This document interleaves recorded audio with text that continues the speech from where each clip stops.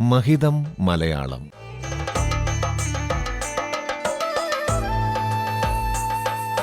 മലയാള ഭാഷയുടെ മഹിമകൾ കേട്ടറിയാൻ ഒരു സർഗയാത്ര.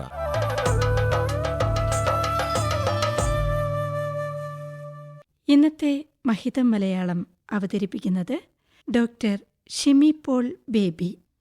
കല്ല് കാഠിന്യമേറിയ വസ്തുവാണ് കല്ല്. ഭൂപ്രദേശമനുസരിച്ച് കല്ലിന് വ്യത്യാസമുണ്ടാകാം. തീരപ്രദേശത്തോട് ചേർന്ന് പൊടിയായി പഞ്ചാര പോലുള്ള നേർത്ത മണലാണ് ഉള്ളത്. കാഠിന്യമുള്ള കല്ലിനെ പാറ എന്ന് വിളിക്കും.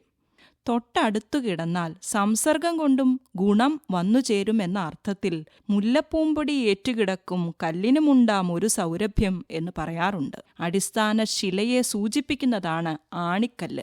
അടിത്തറയിടുക എന്ന അർത്ഥത്തിൽ കല്ലിടിയിൽ നടന്നു എന്ന് പരാമർശിക്കും. കല്ലുവെച്ച നുണ എന്നതിലെ കല്ല് നുണയുടെ കാഠിന്യത്തെയാണ് സ്ഫുരിപ്പിക്കുന്നത്. 1954 നീലക്കുയിൽ എന്ന സിനിമയിൽ എല്ലാരും ചൊല്ലണ് കല്ലാണ് നെഞ്ചിലെന്ന്,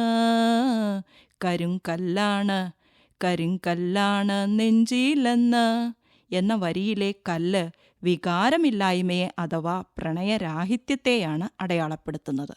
കുചേലൻ കൊണ്ടുവന്ന കല്ലും നെല്ലും കലർന്ന അവൽപ്പൊതി സന്തോഷത്തോടെ കൃഷ്ണൻ സ്വീകരിച്ചു.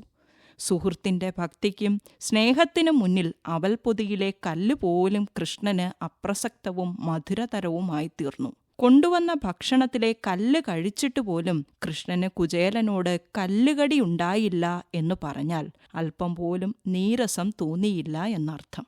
വൈലോപ്പിള്ളിയുടെ കണ്ണീർപ്പാടം എന്ന കവിതയിൽ എല്ലാം കണ്ടതാ തെക്കേ തുരുത്തിലൊരു കൊച്ചൻ കല്ലുപോലിരിക്കുന്നു എന്നൊരു ഭാഗമുണ്ട്. പയ്യന്റെ നിർവികാരതയെ സൂചിപ്പിക്കാനാണ് ഈ പ്രയോഗം. കല്ലും മുള്ളും ചവിട്ടിയാണ് ഇത്രത്തോളം ഞാൻ എത്തിയത് എന്ന് പറഞ്ഞാൽ താൻ നേരിട്ട ജീവിതാനുഭവത്തിന്റെ അഗാധതയെ വെളിപ്പെടുത്തുന്ന ഭാഷണമായി കണക്കാക്കാം. അടുത്തുള്ള ദൂരത്തെ സൂചിപ്പിക്കാൻ ഉപയോഗിക്കുന്ന ശൈലിയാണ് കല്ലേറുദൂരം. കുരിശുമരണത്തിന് മുന്നോടിയായി ശിഷ്യന്മാരിൽ നിന്നും കല്ലേറുദൂരം അകന്നിരുന്നു ക്രിസ്തു പ്രാർത്ഥിച്ചുവെന്ന് രേഖപ്പെടുത്തുന്നു. അപ്പം ചോദിച്ചാൽ കല്ലെടുത്തു കൊടുക്കുമോ എന്നും ബൈബിളിൽ പരാമർശമുണ്ട്. ആരൊക്കെ കല്ലെറിഞ്ഞാലും എന്നതിലെ കല്ലെറിയൽ അപഹാസ്യതയെ ഓർമ്മപ്പെടുത്തുന്നു. കല്ലിൽ കൊത്തിയ വാക്ക് സ്ഥിരവും മാറ്റവുമില്ലാത്തതിനെ വിശേഷിപ്പിക്കുന്നു. ശിലയിൽ കൊത്തിയ പ്രാചീന ശാസനങ്ങൾ കേരള ചരിത്രത്തിന്റെ അടിസ്ഥാന രേഖകളായി ഇന്നും സംരക്ഷിക്കപ്പെട്ടു പോരുന്നുണ്ട്.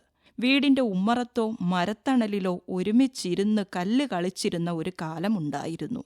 വിനോദം എന്നതിലുപരി ഒത്തുചേരലിന്റെ അനുഭൂതി ആ കല്ലുകളിയിൽ ഉള്ളടങ്ങുന്നുണ്ട്. കല്ലിലും മരത്തിലും ജീവൻ തുടിക്കുന്ന ശില്പങ്ങൾ തീർത്ത പെരുന്തച്ഛന്റെ കഥകൾ മലയാളിക്ക് ഇന്നും നിത്യവിസ്മയം പകരുന്ന ഐതിഹ്യമാണ്.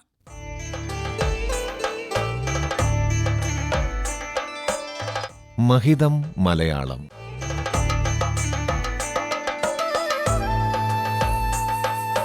മലയാള ഭാഷയുടെ മഹിമകൾ കേട്ടറിയാൻ ഒരു സർഗയാത്ര.